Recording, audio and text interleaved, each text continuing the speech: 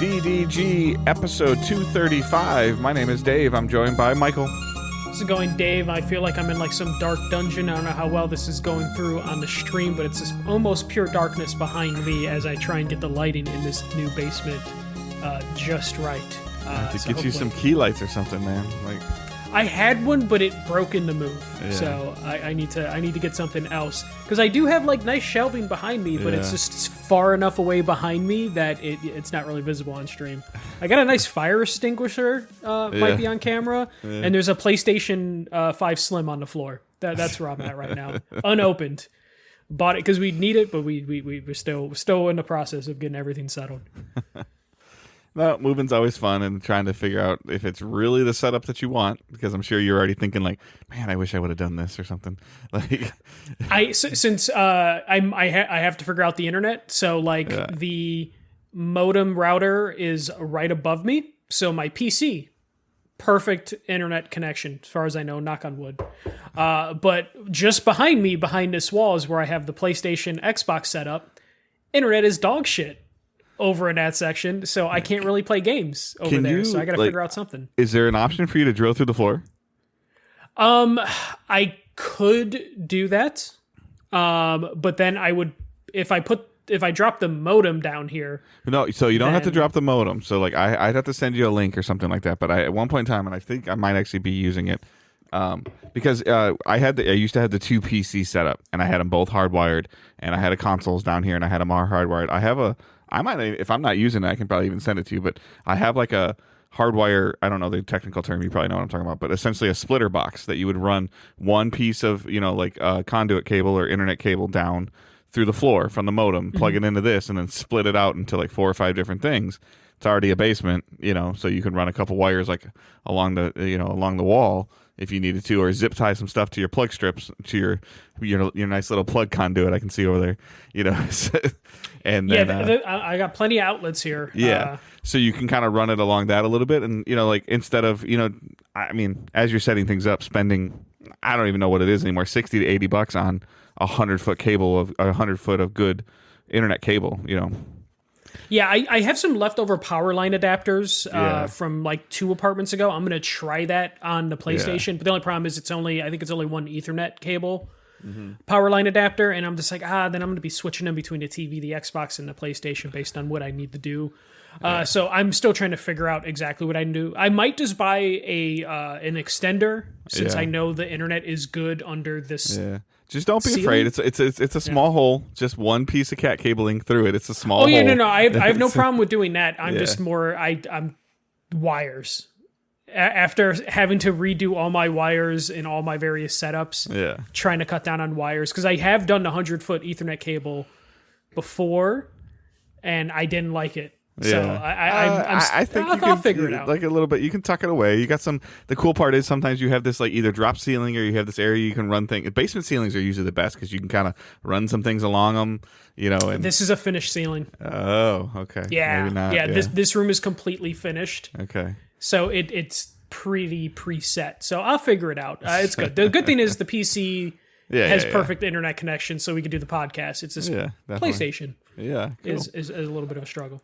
All right, so we are Digital Days Gaming. We are typically a weekly show that posts Thursday, 6 a.m. Eastern Time on podcast services. We live stream the show. We're trying to get back on a regular schedule, Tuesday evenings, 9 p.m. Eastern Time on Twitch, twitch.tv/Digital Days Gaming, or you can catch us on YouTube, youtube.com/Digital Days Gaming. And like I said, we post on podcast services. It also, anytime that it's been published, it posts to YouTube Music or whatever it's called with the podcast thing that's going on there, as well as so you can actually like quote unquote listen on YouTube to where you can like lock your phone or anything like that. So that helps a lot with that, as well as you can always just go back and check on Twitch VODs, as well as it posts as a regular just video. So if you're not able to catch us live on YouTube, you can always just watch it on YouTube. If you just go to our YouTube and go to like the live feed or the live section, you can see the previous stuff as well as other episodes. I believe it archives. YouTube's archiving. It does. Fantastic. Yeah, you can find our podcast like twice on our YouTube channel. Yeah. Both the RSS feed and then also the archive. Yeah, so that YouTube's really stepped their game up, and I just don't really, not that their game wasn't good, they're YouTube, but in terms of just supporting content creation as well as just the way that things that kind of just happen automatically on YouTube, similar to like the linking to our Simplecast, which is our podcast provider. I always get like a YouTube alert after the show's done and edited and posted that it's on there ready to go. And it's just our logo, and you can just listen to the show on YouTube that way if you want to. Or like Michael said, you can just kind of watch the VODs and check back on what we've been doing. So all that stuff is linked in the show notes. Please check it out, as well as our Discord is linked in the show notes also. Just give us some love there. Send some reviews, send some follows, and some subscriptions, some way, some form if you want to. But join the Discord and hang out, ask questions, and let's have a conversation as we're getting ready into the holidays. But we're going to jump right into the news. Yeah, kind of a mixed bag news-wise. We got a lot of bad news. As usual, it seems like this seems how video game news is going, but we also have some bright stuff to talk about. Let's start with the first one, which is, depending on how you see things, kind of bad, but at least we got a warning. Sony is discontinuing the PSVR 1 to PS5 adapter program. So PlayStation announced it'll be discontinuing the program that would give you the adapter you need to make your PSVR 1 compatible with PS5. That program is discontinuing on November 26th, so you have 2 weeks to submit a claim. It also did warn it also could be until supplies last, but based on how many PSVRs are out there in the world, I'm sure the demand's not crazy high. Dave right now is looking around his basement of like, did I ever order that cable? I did not, and now I'm also like wondering like, where is my PSVR 1? That's it's not behind you. That's kind of what I'm looking for too. The box is behind me, but like, okay, but not the headset. I think the box is behind me. My headset, I just saw it and I put it at the bottom of some bins to where I'm not getting that out anytime soon. But I did order that cable and it arrived within like a week. Yeah, which was I nice. think I need to order it just to order it, so I have it. Like, but yeah, I mean, yeah, I guess. Sure, good on them for telling us this is happening instead of it just like somebody like finding out it's happening, which has been par for the course for them sometimes lately. And then also it's kind of this thing of like, oh yeah, like we're doing that, we're not going to do it anymore. So we obviously know that like PSVR 1 support is dead. And PSVR 2 support seemed to be a little bit better, but then I feel like it's also kind of like plateaued tremendously. So still feels on life support. Yeah. I mean, it was like you had a peak for a little bit and some stuff was cool. I will tell you that I've been and again, I don't know if it's just watching a bunch of NFL football and watching college football and stuff that I've been watching. Quest has seemed to like step their marketing game up and also step their software game up. So where I'm actually like, I like Batman games. I like Arkham stuff. Like I always have. We talked about that before. My dream of the Turtles in the Arkham, a Ninja Turtles game made by Rocksteady in some type of Arkham world feeling type thing. That new Batman game that's on Quest looks awesome.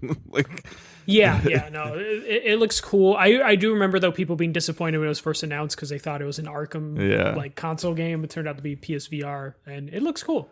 Yeah, so I did like the PSVR 1 Batman game. Yes, I did too. I had some good, even though that was tech demo-y as hell. Yeah, just kind of little kind of mini games with Batman though. But I mean, it's just kind of one of those things of like, we've seen little snippets of like Spider-Man VR that was like the same thing you said, like kind of like a tech demo, and it never saw any evolution of it. They did that Star Wars TIE fighter thing, right? Like when Battlegrounds Squadrons, but the Squadrons end up getting full VR support. Yeah, it was a full VR game. Yeah, okay. It was one of those things where I think it was announced as a VR only game, and then they're like, actually, it is going to have a non VR mode. So I think VR in terms of tech and potential is really cool, but it's just kind of just showing that the core video gamer just doesn't want to put something on their head. Like, not for the certain price points, Yeah. And I'm sure they, when it comes to this cable, they know how many PSVRs they sold. And it probably came down to like they made a certain amount of cables to accommodate for most of them, and they're either hitting that point where no one's ordered them for a while, and also hit the point where it's like we don't have a lot left. Yeah, and we're not going to make more. Yeah, and there are workarounds. There are third-party adapters that do work if you want to go find one. But if you want an officially licensed PlayStation adapter that works, here you go. This is one of those random adapters that will probably be worth money one day. Even That's kind of why I want to make sure I USB-C order it. dongle. Yeah. I'm just thinking of like order it, leave it in the box. 10 years later, be like, I've got a $400 adapter. Yeah, I found mine during moving. Like I put it in like a Fallout container box, and I was like, "What the fuck is this cable?" And I was staring at it for a good couple minutes of me trying to figure out what is this cable that says PlayStation that's still in its original packaging. Turns out it was the PSVR cable. So I got mine. I almost wanted to order a second one, but you do need serial numbers in order to. Yeah, I think I started to do that, and I think that's probably what made me stop because I think it wants something from the VR as well as something from the PS5. It just wants something on the box. Your serial numbers on the back of your PSVR cardboard box, and I believe the serial number is on the device itself, but it's easier to get it off the back of the box. Yeah, okay. So for I know you, where the it'd be box easy. is. Yeah, Yeah. So your serial number is on the back, so you should be able to just get that right away. But yeah, we'll move on to a little bit of a throwback. Overwatch Classic event is now live. It feels weird mentioning Overwatch on this podcast because I don't really feel like we talked about Overwatch too much on this podcast. Other podcasts, yes. But yeah, Blizzard announced that they're doing a 3-week event featuring a mode that reverts Overwatch to its 6v6 roots and the original 21 character roster. The mode includes the hero's original abilities and balances, as well as a good chunk of the maps that were retired. I think all the retired maps, except for the maps that carried over to Overwatch 2, will still be the newer version of those maps.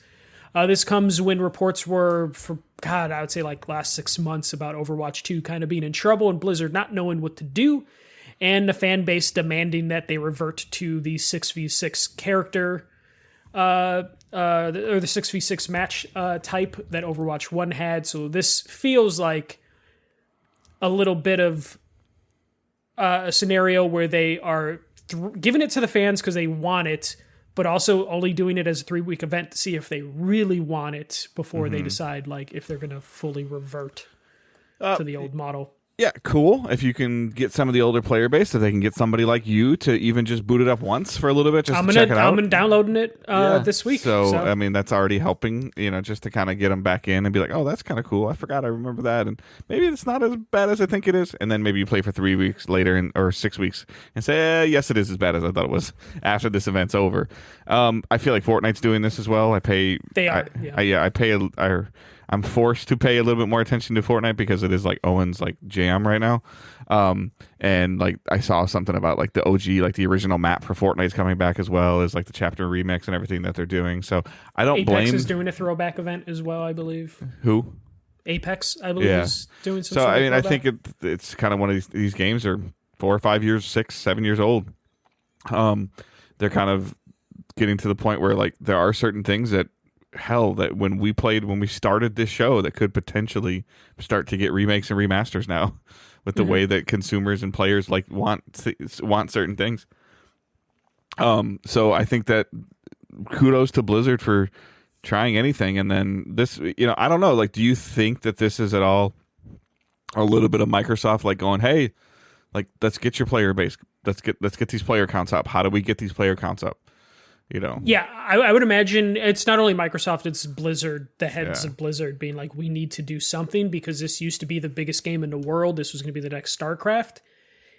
And we fumbled it, or you fumbled it, and trying to figure out what can be done. And it's basically listening to the fans that want the 6v6 back, but it's also, I think, Blizzard being like, we can't fully revert back to 6v6 because it'll dynamically change a bunch of stuff.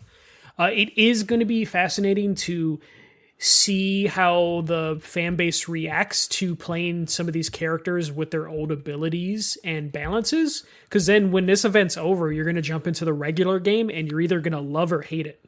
Like, you're going to either appreciate Overwatch 2 more for all the changes that it's made, or you're going to hate it because you're going to be like, I wish it was like it used to be.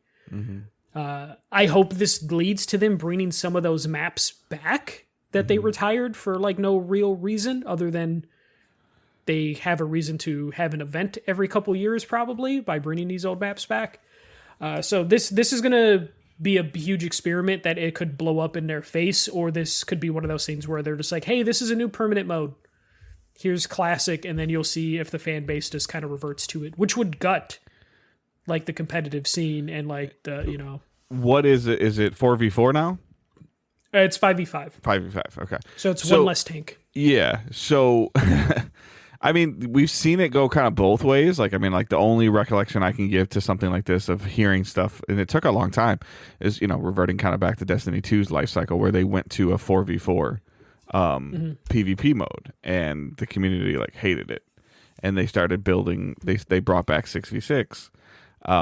But then they had a lot of the backlash to your point of they started to take maps that were built for 4v4 and shove an extra 4 players on these maps, 2 players on each team. It was overcrowded, and then they went to where like their maps were too big. So like trying to find that balance, it took, and because now the PvP community for Bungie goes rapidly up and rapidly down. It took multiple years before they're like, hey, there's a handful of good maps, and then it came like, oh, we want map voting. Like you're never gonna win because like if you start putting map voting in, then you're only gonna play like 2 maps. Like, so it'll be interesting to see like if 6v6 even holds, and then they try to bring 6v6 to Overwatch 2. But kind of to your point, is it the foundation built around 5v5 where you start adding that extra tank to each team starts to break stuff, and it breaks stuff fast. Yeah, and then you also have to imagine, I forget how many characters is up to, but it's probably over 30 by now.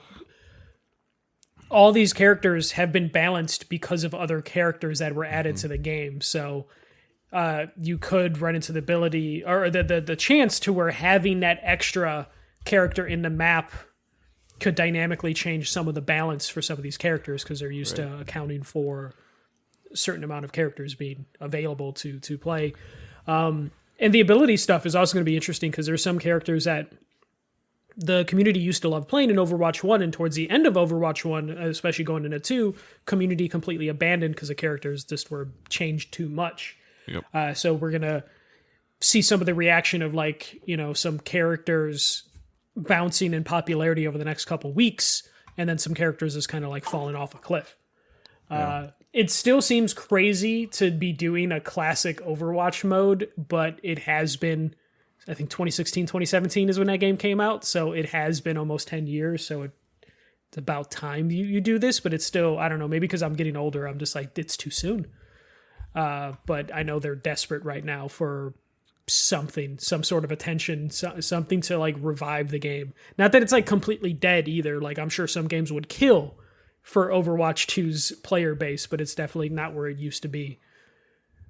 Which, we give Bungie shit for like Destiny's player base, but I'm sure there's some developers that would kill to have Bungie's like angry player base. I just want the passion. Not only do I want fans, I want passionate fans. Maybe not that kind of passionate, but Yeah. So it Blizzard right now is just trying to do whatever they can. And Xbox is, to your point, probably putting a little bit of pressure on them of just like, hey, we need something. We bought you to be Blizzard. Yeah, and it's not. I wouldn't really call it bad pressure. I just call it like, okay, like what do you like? They kind of come to them and like the common corporate term that you hear is like, what do you need from us? Like what like we're here to like people hate it, but like we're here to help you. Like how can we help you? What do you need? Like what do you want? What can we do for you?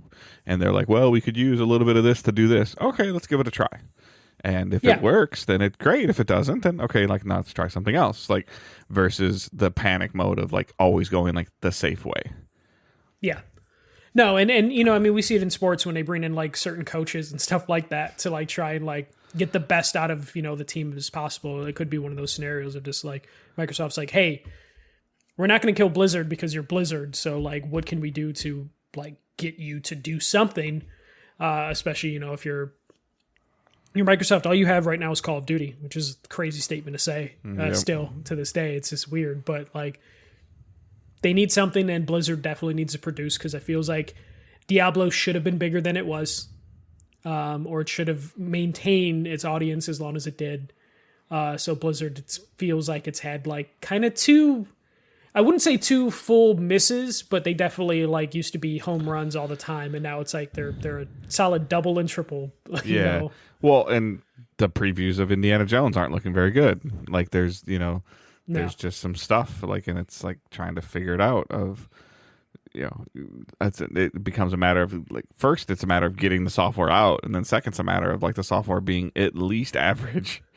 Well, I think it's telling that what is it? South of Midnight got like a 30-minute documentary release this week, and Indiana Jones got like a 12-minute like video, to where it's like there's more. They're more confident, it feels like, in like South of Midnight, which is like a double A indie sort of scenario. And then when it comes to Indiana Jones, it's just like, we don't really have much to show. Well, not to off rail it. It's not a topic you put on here, but like I think we're starting to see like why Bethesda was purchased.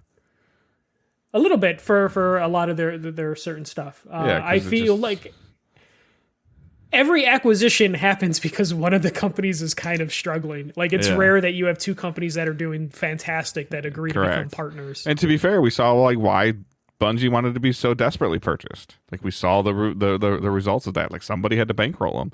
Maybe Bethesda was having a similar fate, and like just trying to figure this out. Like because like some of the stuff's done well, but not as we don't have a.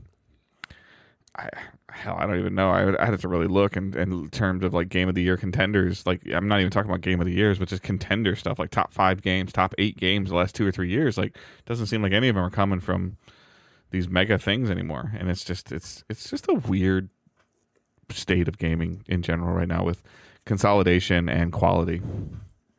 No, and I think it comes down to this games just became too expensive to produce and too long. The industry doesn't know what to do. Too long to make, too long to play, too expensive to make. And I think I've said it before. I think we're like a couple years away from some sort of like reckoning in terms of like a reset for all that stuff. Well, and I feel like the reset we had of like 2015, 2016, sort of like, and I said we needed a but that was that indie reset. It was like that. Like that very much the flower and the flow and like the end of the PS3's life cycle, the end of the PS4 life cycle of like these just basic, like not, and basic's the wrong term, but just simplified games of just like, where's the fun? Like, where's the brief fun? And like, I look at, we'll talk about it a little bit too when I'm like playing and watching, but I just look at everything. I'm like, I don't want to commit to that right now. I don't. No, I definitely feel that, which is why my playing and watching is just Black Ops 6. We'll move on story wise. Take-Two sold Private Division. So Take-Two's indie publishing label Private Division has officially been sold, according to the company's recent financial reports. The buyer and cost were not disclosed, but they did confirm the acquisition included past and future IPs, except for No Rest for the Wicked. It was also confirmed the sale didn't include Intercept Games or Roll 7 because those studios were shuttered months ago. They just wanted to, like get that out of the way because this deal might have taken a couple months to finish, and they wanted to make sure that they let everyone know like what studios are included in this sale. Private Division is now been sold to a mystery company. And for those that don't know, Private Division was like an indie label. I have it here already. So, going back to 2018, I mean, Kerbal Space Program, Outer Worlds, I would say. That studio's been closed. Yep. Outer Worlds, which is now Obsidian, which is obviously their Disintegration V1 Interactive. The Hades is their claim to fame. Ollie World, but that's Roll 7. They're closed. Hades is Supergiant. Supergiant Games, Kerbal and they don't Space own Supergiant; they just published. Right. I mean, that's the biggest thing to look at this. Like, no, another acquisition. Nope, this is a publisher only. This is not a developer. This is a publisher.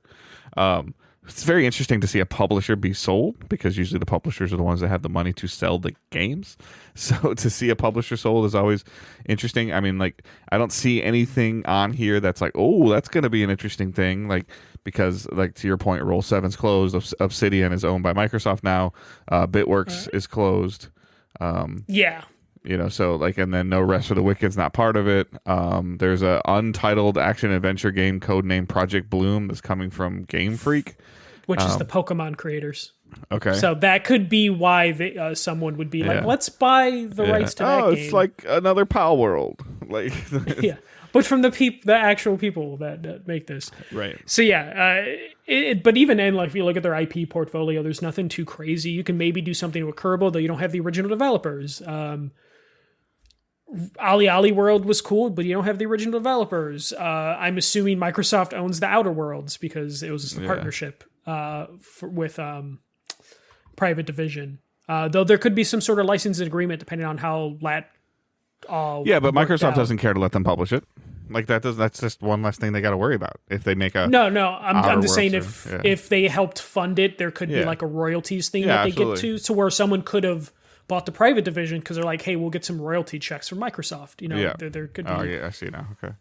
Some business reasons on why they would acquire this because there's nothing like crazy in here. Right. But it also could just be buying some sort of portfolio. It could be the people that are still at private division they're really talented and you might want to work with them and they're still under contract. So you in marketing and PR and all that stuff and like cost of publishing, like once you the ability to turn a profit, a lot of that's on the publisher as well. And if you're good at your job, then you become desirable assets. So. Yeah. So I put this in here because it's just interesting that a publisher that doesn't really have anything got sold.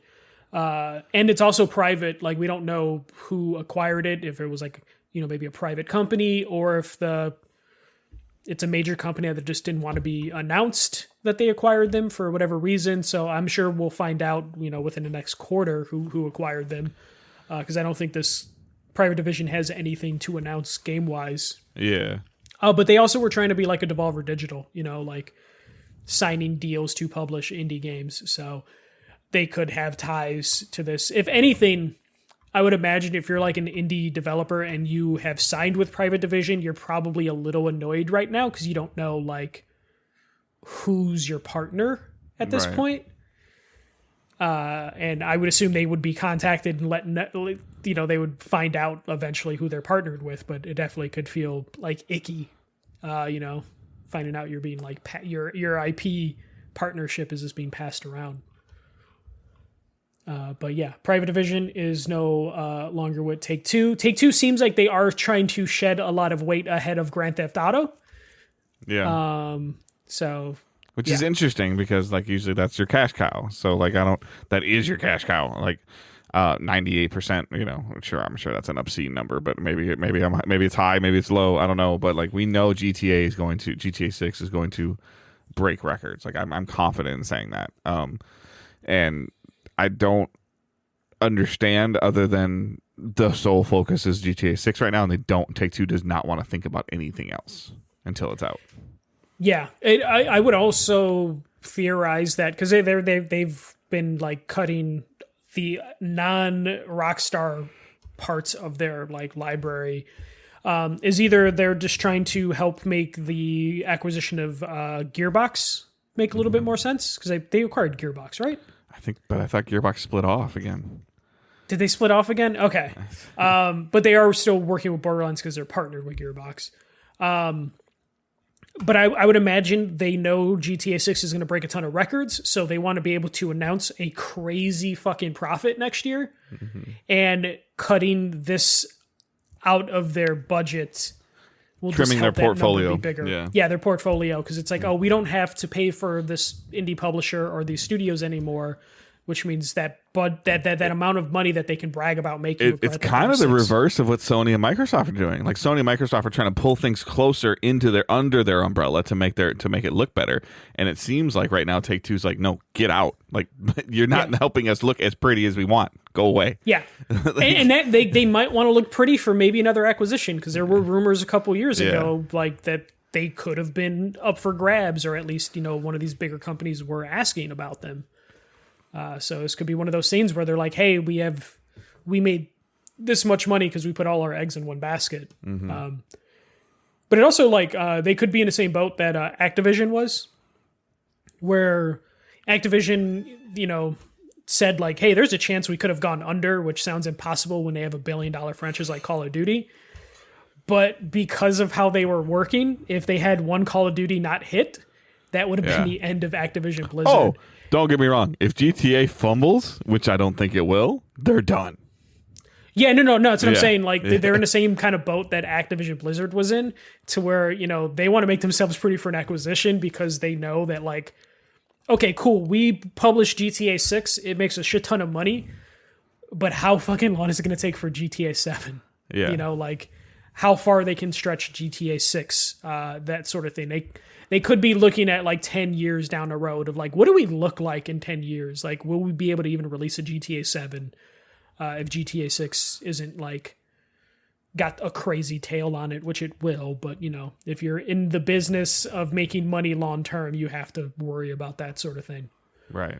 But yeah, that is that. And then little PSA here. Sega is delisting over 60 titles on Steam, Xbox, PlayStation, and Nintendo platforms. So Sega announced on December 6th they're delisting a bunch of stuff. Some of these titles include Crazy Taxi, Jet Set Radio, Streets of Rage, as well as some of those Sega Genesis collection compilation games as well. It's over 60 games. A lot of them are going to be Steam titles, but there are a fair amount on Xbox and a couple on PlayStation. There was no reason given for why they're doing this. I would imagine there might be just a new compilation coming out. Or music. In the future. They're having problems with music. You know, a lot of these games have a focus on music. Yeah, music definitely can explain some of them, but like Golden Axe 1, 2, and 3, like I don't know why you would feel like you needed to delist that, but who knows? So yeah, a bunch of stuff is being delisted. PlayStation and Nintendo probably have the least amount, but they're losing their Sega Genesis Classic collections, which, you know, like people like that. I think that also was released physically. So, hey, if you want to grab a physical copy, that will increase in price. Maybe want to look those up. But yeah, this news is always a bummer. It's just kind of baffling. Like, there's probably nothing in Echo the Dolphin that they would be losing a license for, but I guess it's just kind of time for them to just remove it. Yeah. Yeah. I know, Dave, old game is old, but it's... No, it's just, it sucks. Like if your hard drive goes corrupt, like, and it still shows in your Steam library, you're gonna be able to get it. Like it becomes a little bit of an unknown thing. Like in, you know, same thing. You can say the same thing if your disc gets scratched, like not being able to find it again, not being able to repair it, not being able to have access to it, like, and then it just being gone. Like it's not a matter of like not having the ability to replace it. There's a difference between not having the ability to replace it, not having the not being able to afford to replace something, and not being able to replace it at all. Like no option, especially like officially. You know, right? So that kind of thing can suck.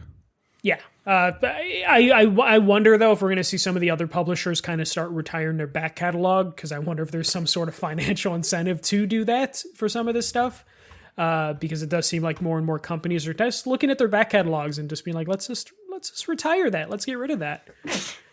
Which could just be something as simple as they just don't want to pay for like server costs to keep that available for anyone to download, because I'm sure they're looking at the cost of like, is it worth anytime someone downloads Echo the Dolphin? Are we really making money when someone buys Echo the Dolphin and then downloads it, or is the cost being unreasonable? But all right, the next story, which I feel like no one's making a big deal about. I was super happy when I saw this. The next Nintendo console will be backwards compatible. So in a very Nintendo move, Nintendo's president, Furuoka, announced on Twitter that the Nintendo Switch successor will not be announced anytime soon, but at a later date. And also included in the statement that Nintendo Switch software would be compatible with the future platform, and that Nintendo Switch Online would be available on that platform as well. Why I said this is Nintendo being Nintendo is because they just put this statement out on fucking Twitter. Just nothing fancy. Just we're like, hey, it's going to be backwards compatible. Whatever this Switch successor is, they keep referring to it as a Switch successor. Because I don't think it'll be called the Switch 2. I don't know what it'll be. But Dave, this was something that we were talking about frequently when the Switch 2 stuff would be talked about. Is like, would it be backwards compatible? And now we know definitively. They like this. I feel like the Switch was kind of like the first one that broke that pattern of one generation back. I think, because I feel like Wii U could play Wii could play GameCube. GameCube could not play N64. Right, because of the change. And then N64 wasn't either. So I guess well, there wasn't really a pattern. There was a little bit of a run when they were disc based. Yeah, because when they were cartridge based, obviously, and then the Switch is cartridge based. But we saw it like with the DS and the 3DS, or in the little flag on the newer games, it wouldn't go in the DS but would go in the 3DS. Like we saw that kind of thing. But at the same time, like they can't they can't just completely outright walk away from the Switch right now with the install base it has. This I fully expect this Switch. I don't think it's going to be called the Switch 2, but this next Switch is going to be essentially the Switch Pro. Like that's kind of what I expect it to be. So I just that model that they have, like it or don't like it, like it works, and it works super well. The games, do whatever they can do. This is just going to be a better hybrid handheld. Like that's all it's going to be. Yeah. Now it's just a matter of just like, are they going to just keep the same cartridge throughout, the next for Switch 2 games, or will it be DS style where there will be 2 cartridge slots? One for GBA, one for DS. Will there be a Switch slot and then a Switch 2 slot? Just because there are limitations in terms of like how costly it is to get a like high capacity Switch, like game cart for some of these games, which is why some Switch games do require downloads. So we'll see if they are going to still maintain that. They still seem committed to physical, media, which is good. Dave, I don't know if this is a hot take, but I am expecting little to no boost in performance playing a Switch 1 game on a Switch 2. I would agree. Yeah, I mean, because I don't think that's not how Nintendo rolls. And the only thing that I'm expecting, excuse me, the only thing I'm expecting from a Switch 2 at this point in time is bigger screen, better screen, better Joy-Cons, better performance. Yep. That's it. And probably same battery life, if not worse. Right. And it'll be $300, $350. Yeah. Like I have a feeling they're going to make the screen quality less than OLED though. I think it's just going to be an LCD screen. Yeah, because then they're just going to in 2 years bring out a better screen. Yep. Yep. So I mean that, and fine. Like, you can point to games that you're seeing on the Switch that are lacking, but it's not stopping people from buying them. It's not stopping people from playing them. Like, it's a phenomenal piece of hardware, and there's just now it's just time to reiterate on it. Nintendo's already proven they don't care about 4K. They just don't. Yeah. Like, and it doesn't seem to matter. So sure, I would, and I guess the other thing that would be on my wish list for the Switch is like maybe you don't see a power boost, but I want to see a boost when I dock it.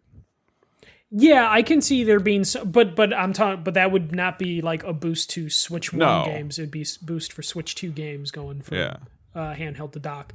I would imagine, like, I don't expect there to be any sort of like pisser thing, the PlayStation SSR thing. I don't expect Nintendo to have an equivalent for that. No AI thing, because Nintendo would probably see it as very much like, hey, how come you don't have a boost mode or performance mode for games, for Switch 1 games on a Switch 2? And Nintendo's answer would be like, because Nintendo games don't need a boost because we optimize our games really good. So it's like third parties. I mean, is Mario or Zelda going to be that much better if it's in 60 frames? Like, no, and some of those games already run in 60 frames, but they look a certain way that it's they're not going to add extra fidelity to these or use AI to do that. So like I imagine it's just going to be like, hey, if your game was a choppy 30, it's going to be maybe a steady 30. Like that's as far as I would say the boost would be. Like I don't think we're going to get any like boosted frame rate modes or added HDR like we saw on Xbox or like how we're seeing some of the stuff on PlayStation. The ones for the PS5 Pro have like every time I see side-by-side comparisons of PS4 games running in that like boost mode for PS5 Pro, I'm not seeing much of a difference, and I'm over here staring at my screen trying to see if there's any sort of difference. So I expect nothing like that from Nintendo. Nintendo gives us the barest minimum, but we usually just accept it. Mm-hmm. But yeah, this is great news. I'm happy. I have like 100 Switch games apparently, something like that. A crazy amount of Switch games. A lot of them sealed because I'm not going to open them until I'm ready to play them. And now I can retire my old Switch, which I have no attachment to. So I think this would be a console that I would just trade into GameStop when they do their deal of like, hey, trade your console. Do you think that we see Switch 2 for holiday 2025? Like, and see it like announced at June, like in June? Yeah, they have been very clear to their investors that it will come out in 2025. Yeah. Though I think some people were hoping for spring. I think it's just they're going to hit the holidays with it. Yeah, because they're not going I to could have to see worry. like a late September, early October, with then like a bundle push maybe in November. Because I'm not really seeing like, I mean, I haven't been paying too much attention to Black Friday stuff, and Black Friday is kind of dead as a whole. But even like I'm not seeing a bunch of like a final push of like them trying to like get rid of Switch hardware even. No, it's still the same Mario Kart Deluxe bundle that we've seen for Yeah. the last 10 years or Yeah. whatever. I'm not seeing them try to push the OLEDs out, you know. And they don't need to. I think there was a report related to this from like one of their financial reports that like, hey, Switch hardware sales are really low right now, like a significant decline year over year. And that is probably what Nintendo was waiting for to actually happen before they move on. So Yeah, and they'll announce like a price drop after this holiday, and like we've been saying, they'll probably do some teaser in March. They'll start showing they'll show like a box or something like that, and then at their E3 Treehouse event, we'll see the name, and we'll see the price, and then we'll see it say like October 15th or something. Yeah, and it'll probably be what would be because Mario. It would be a 3D Mario, right? It'd probably Odyssey be 2. Odyssey 2. Yep. Yeah, and then A Zelda remake. Yeah. I get Odyssey see, 2, a Zelda remake, and Prime. Yeah, I was going to say Prime would be cross-platform. I don't think they'll drop. Yeah, running on both. Absolutely. Yep, running on both, but two different versions. To your point, two different versions of the game. Yeah, I could totally see not that. like a Switch 1 and a Switch 2 version, like two different SKUs for Metroid Prime 2. They did it with Zelda Twilight Princess. There was a Wii SKU, and there was a Switch or GameCube and GameCube and Wii. And they also did that like, with Breath of the Wild as well. There was a Wii U version and a Switch version. So yeah, I see that going. Though I honestly feel like there will be a Mario Kart for launch because of how well Mario Kart 8 has done for them. I just don't know what you do with a Mario Kart because Mario Kart 8 turned into like the ultimate version of Mario Kart with that like expansion pass additions where it was like several dozen extra tracks. Unless they do some kind of reimagining, rebuilding of Smash. Yeah, which Sakurai has retired from his YouTube channel, which makes people think he's going back to doing game development. So there's a chance that his YouTube happens to be retiring around the time the Switch 2 is going to come out. Yeah. But even then, they did so many amazing things with the Switch in terms of like, here's the ultimate version of Mario Kart. Here's the ultimate version of Smash Brothers. Like, what do you do? Just make another version, make the Switch 2 version of Super Smash Brothers Ultimate, put every single thing on the game, There's like on the already cartridge. like 80 characters. No, I know, but put everything on the cartridge. Like we talked about, like the Ultimate Edition, put in Mario Kart 8, put every single thing. Like you buy this $50 thing, $40 price tag of this Mario Kart Switch 2 version. It runs, to your point, it runs a little bit better, like a consistent flat frame rate. Better load times, potentially better online connectivity, and then everything's in the package. Like, don't have to worry about, do I have this DLC pack? Do I have that DLC pack? Like, it's just there. Yeah. And you bring out, like, at launch, if you like, I mean, you talk about a ridiculous launch. If you talk about, like, let's say Mario Odyssey 2, some type of Zelda remake remaster, Metroid Prime, Super Smash Brothers Melee Ultimate, and Super Mario Kart 8 Ultimate, or whatever you want to call it. Like those 5 games all within, and throw some I actually, he's one of my favorite characters, so when I say this, I'm not saying it in a bad way, some Donkey Kong crap in there. Yeah. Like, and that's 6 games. Like yeah. 6 games and a new piece of hardware, and 4 out of the 6 games will sell 15 million copies with their eyes closed in 90 days.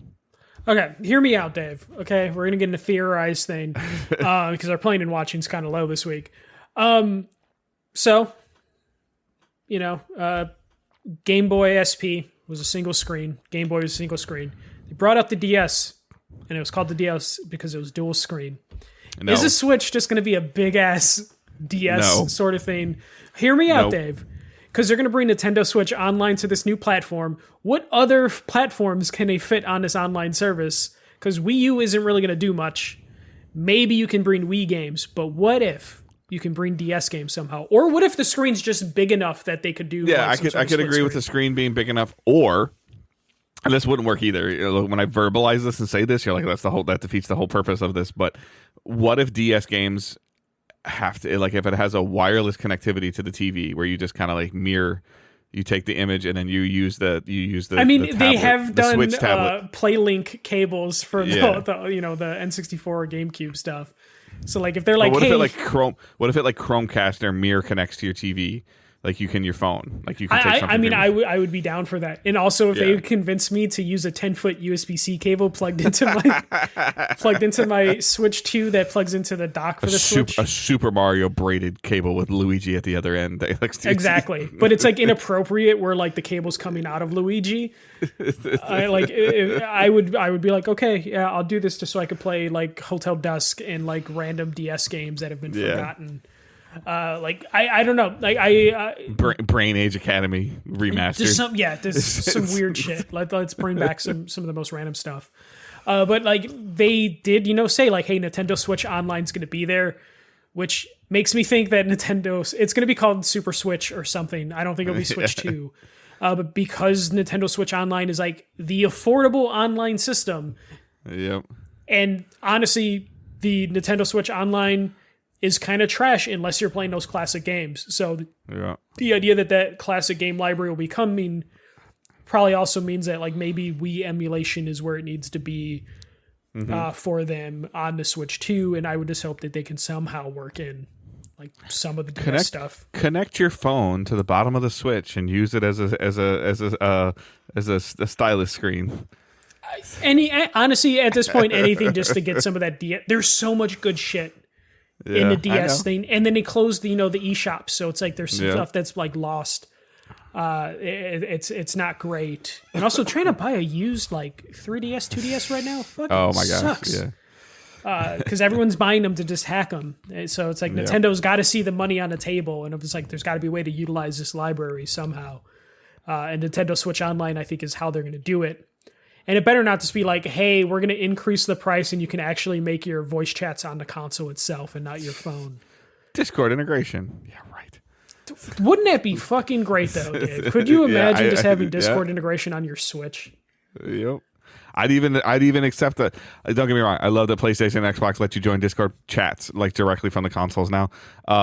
But I would even take the join on your phone connected to your console thing that we had for a little while, like for Switch, like that way. Just anything just to have voice chat on the system itself, kind of, just something. But yeah, I was super happy that it's backwards compatible. Like I have so many Switch games I need to get through. So this makes me happy. Dave, maybe you'll find what game have you lost completely? Metroid, yeah, the Dread? Metroid Dread, yep. Okay, maybe you'll find it when you get a Switch 2, Yeah, I know. Because Dave, you probably, if I would have said like 5-10 years ago, like, are you buying a Nintendo platform day one? You'd probably be like, but I feel like a Switch 2, you would probably be day one. Yeah, and 80% of it would be Owen. Yeah, at this rate, yeah. Because he'd probably, definitely. He really likes the handheld version. Like I can't like I said, I think he loves Fortnite right now. He's real, and I think he's good at it. Like in terms of, I believe Fortnite has some type of skill based matchmaking built into it, and it puts you with people as you progress through. He's done some ranked play. He's playing on the Switch 95% of the time, and that's not the ideal platform to do it on. Yeah. So I'm trying to get like controller in his hand and TV. I put the Series S, or I'm going to put the Series S in his room. His TV is a little small, but at the same time he's 9.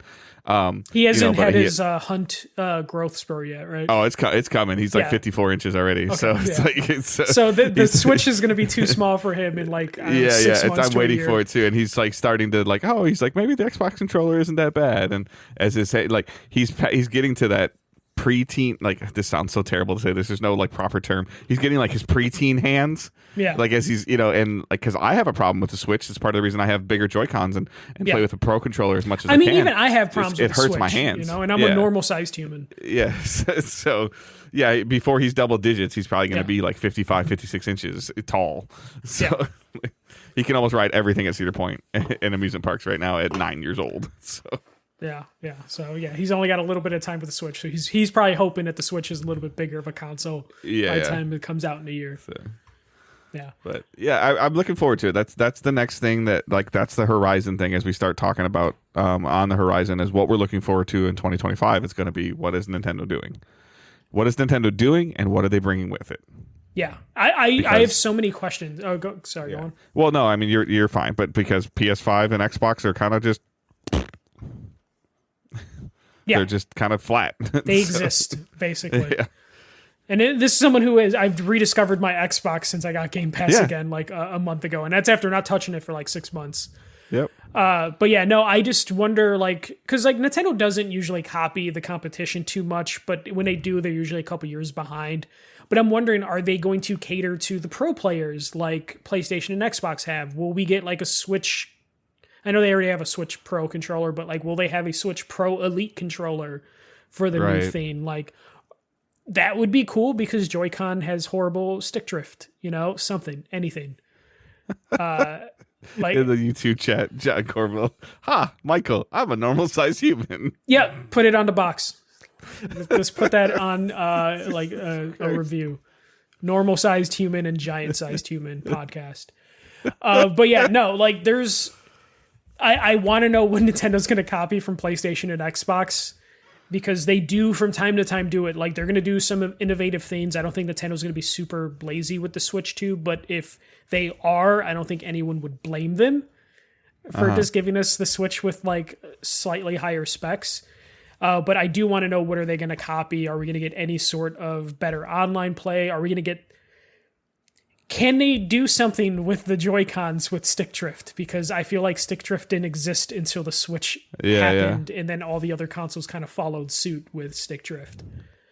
I don't know, I don't want to buy a Switch Lite because you can't take those Joy-Cons off. And I almost want to buy a Switch Lite because Owen doesn't take the Joy-Cons off, and I want to play my Switch. Yeah. I need to know what they're going to do with like the next system. Also, will the Joy-Cons be compatible with the new Switch if it's going to be the same sort of thing? Well, not connected, but like in Mario Party, yes. Yeah, like will we get like half compatibility? Detached. Yeah, detached, but not attached. Yeah. Like, I have so many questions on what they can do with that stuff. Because the screen's going to be bigger, so the controller can't slide in there. Please, God, let the screen be bigger. You hope so, but Nintendo could potentially be like, actually, things will look so much better with this horsepower on that same screen. Shut up, take my money, okay. Yeah. And again, we will just accept it. Yep. We'll just be like, okay. We'll go for it. Smash complete. Okay, take my money. No, and that's just how it is with Nintendo. They're gonna make a shit ton of money off everybody, and we kind of will accept the barest minimum from them and still be blown away.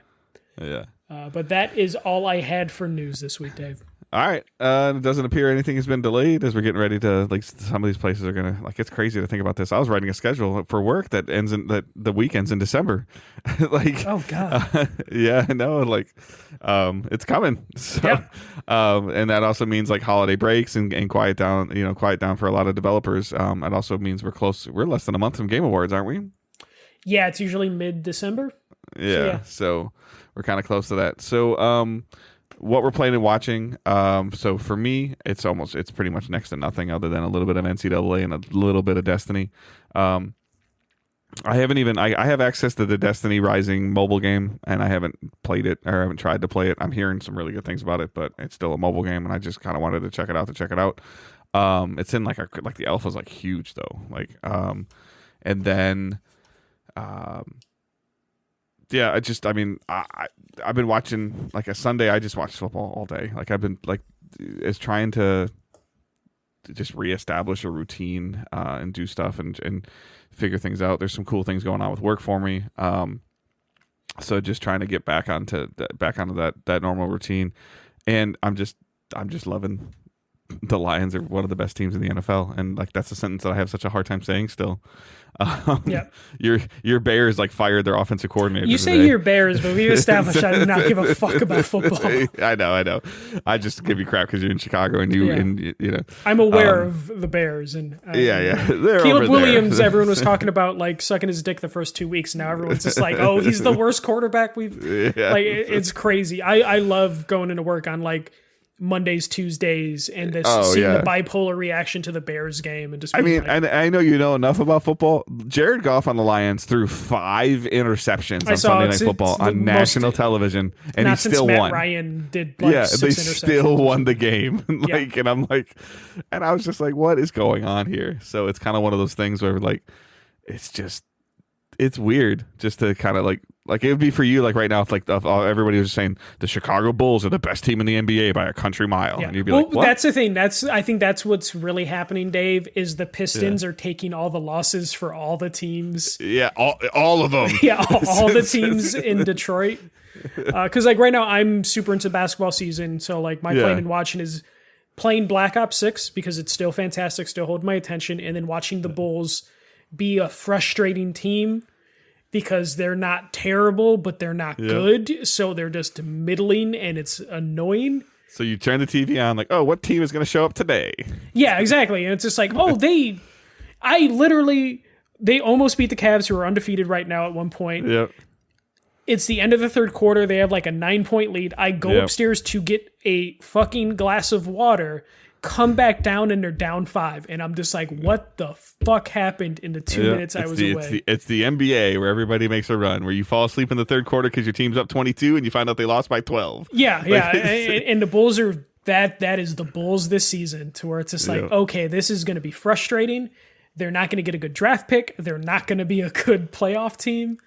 But then I see Detroit, and I'm like, at least I'm not the Pistons. I don't even know. I know they've won some games, but I don't even. One of my coworkers is a huge basketball fan, and I'm kind of like, hey, what's going on? He's like, whatever. They're not even like they're 5-7 right now, so it's not like they're the worst, but they are also like a frustrating team. Dude, that's like 50% of the wins they had last year already, though, I think. Yeah, no, I think they've already they're on a pace to be better than last year. By the end of this year. Yeah. So yeah. What's your, I guess, I mean, I know we kind of talked about it a little bit, and maybe some of your friends or some of your circles, like what's the feelings? I know Sarah might still be playing it. What the Veilguard, like what's the Dragon Age? Like so it seems like everyone is into Veilguard, but it's starting to feel like it's just not sticking as much as like.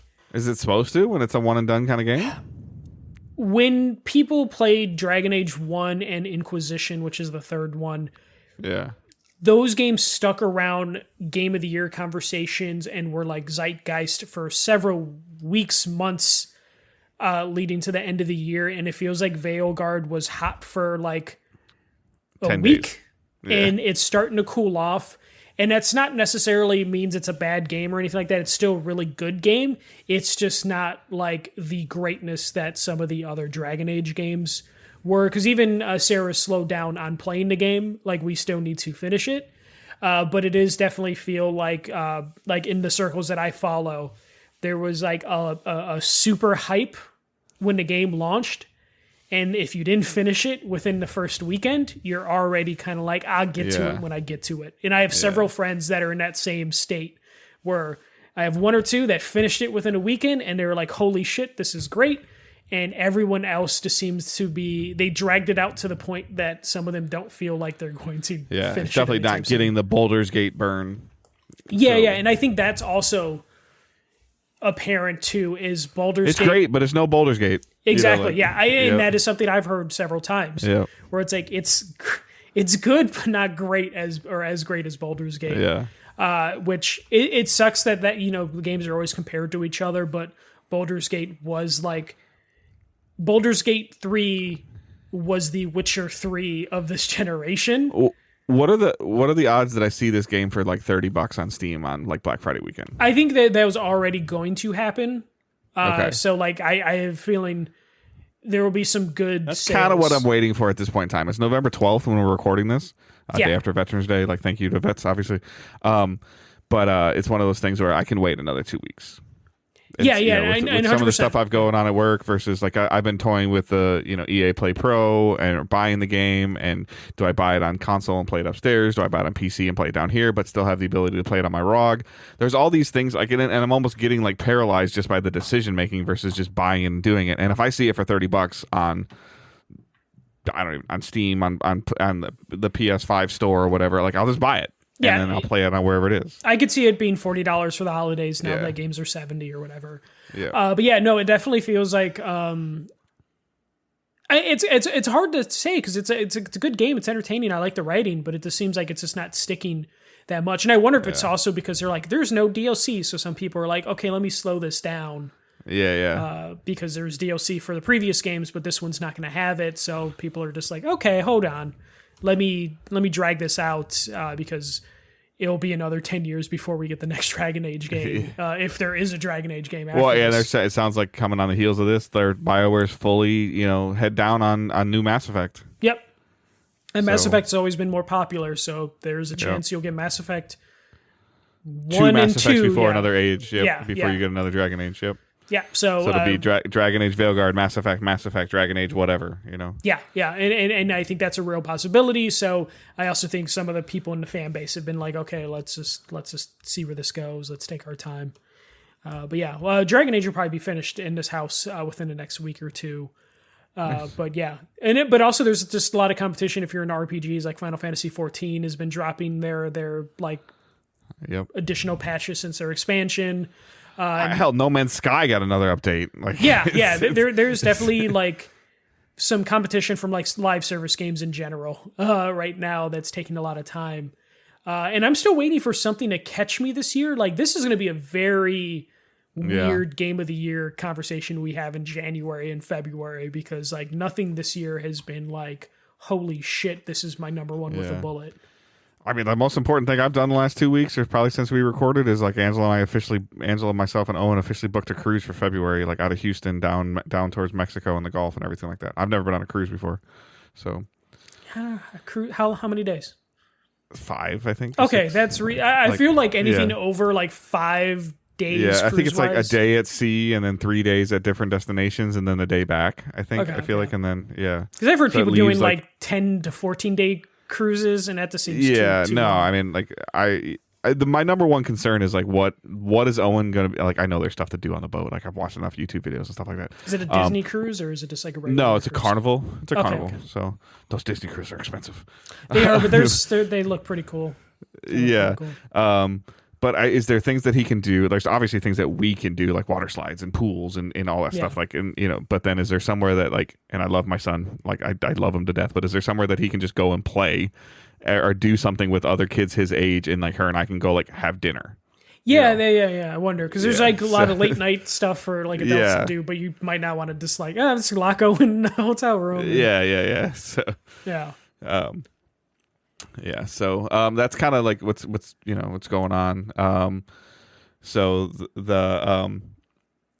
I mean, nobody sent any questions today. We so again, anytime you guys think of a question, just send it in Discord, send it on, put it on Twitter, #AskDigitalDays, tweet it at Michael, tweet it at me, tweet it at the main account, post it in Discord, post it on Facebook. We'll find it, we'll add it. So yeah, it's we're getting into that weird dull period. In that, typically, I don't know, like Michael and I haven't even talked about it, of like we've taken like usually the last 2 or 3 weeks of December off, but now we took the whole month of October off accidentally. So like I'm not sure what we're gonna do, and maybe there'll be some other like pre-recorded stuff like we've done before, look back, look ahead, recaps. But those are getting harder and harder to do as these companies are staying more and more tight-lipped.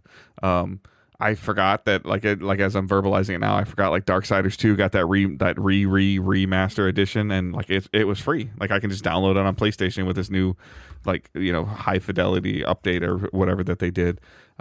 Dave, let's just buy pros and see if it makes us happy. I'm good. Yeah, I know. I there's a couple people on my friends list, or a couple people on social media and on Facebook and Twitter that got pros, a couple of them, and I look at that setup and transferring or setup and re-downloading. I'm like, I don't want to do it. I mean, if it's on your expansion drive, you just pop that into the other one. Is it really that easy? It should be. Yeah. Okay. All right. I thought it would have to maybe. Okay. that doesn't sound as terrible. But I'm just thinking, I'm like, oh, let me go and like re-down Fortnite, re-download Destiny, re-download. That's partly why I have this the PS Slim sitting on the floor next to me. I think Dave only can see it, not no one else on stream. But like, I'm just like, man, I'm gonna have to re-download, and I don't even know who this system's going to. If Sarah's gonna take it for her like office area, or if I'm gonna put it down here. Well, it's kind of like the feeling I have with like the new phones. I'm like, I don't want to do all that crap. I just No, and then you discover an app on your phone that you thought you had that you don't have, and you have to re-download and re-sign in. Literally, right now, it's just like, okay, Final Fantasy 14 has a very specific setup. Yep. Is it worth trying to recreate that setup on the Slim, even though the Slim would fit better in her office area than the OG PlayStation? And now it's like, okay, we got to figure out how we're going to do that. Also, all Rock Band with all 600 of my DLC songs are on the old one. Geez. So am I going to just move that to the M.2 and then move the M.2 over systems? First world problems 100%, but like, right, but it's still like, still sucks. Like, it's like the worst feeling when you like go to get food and you have a new phone and you don't have the food app downloaded and you're like, you don't remember the password, and like, it's the equivalent of something that's happened to me multiple times where I forget to take the steak or chicken out of the freezer and it's dinner time and I'm like, fuck, guess I'm ordering out. Which in my case is I guess I'm watching TikTok for the next 2 hours instead of doing anything else. Correct. Yep. That's see, we're all just, Michael and I are just like you guys. Like we all have intentions of playing games for hours at night, and we're watching a movie, and then as soon as we watch the movie, there's a commercial, and we flick on TikTok, and next thing we know, it's 2 hours later. You're like, what the hell happened? There's a very good podcast on YouTube right now with John Goblicon. It's a goblin who has a podcast. It's fantastic. Nice. That's been eating up a lot of my fucking free time. So just playing Black Ops and listening to a goblin interview comedians. Have you dabbled with the campaign at all? Nope. Anytime I'm like, I'm going to do the campaign, I hit the multiplayer and then I lose 2 hours of my life. Yep. Okay. All right. It's so good. The multiplayer's so much fun. I'm gonna have to try it. My little like quick on and off stuff is just NCAA still, or college football. So. All right, so that is our show for this week. Like I mentioned before, you can follow us on social media at Digital Days Pod. Michael's is at the first MJC. Mine is at Good Dave Hunt. Our Facebook group and our Discord server are linked in the show notes. Patreon is linked there as well. Everything is linked in the show notes, like I mentioned. Join the Discord, join the Facebook, add to the conversation, add to the community a little bit. And let's just see, like maybe there's something we can try to get together. I know there's a handful of people playing Black Ops, so maybe we try to make some kind of game night where we kind of group up and see whether it's a private match or we just take a team of 6 in there and hopefully steamroll some people. More likely get steamrolled by other teams. I've been doing pretty well for myself, so I'm pretty we'll confident. see if we can, maybe get something going with that a little bit. I know because I think it's full cross compatible, right? Like, I mean, you could it's cross like PC with Xbox with PlayStation. I think they would. I think they still allow you to like not play with PC players, so we would have to make sure we uncheck that box if we have someone on PC. Yep. So, but yeah, like definitely check that stuff out. Join the Discord, put some stuff in there if it's something you're interested in. Trying to set up some game nights or every other week game nights or something. I'm not sure. But yeah, let us know. Again, use hashtag AskDigitalDays, and I hope everyone has a great week. Keep moving forward. Don't be a dick. See ya.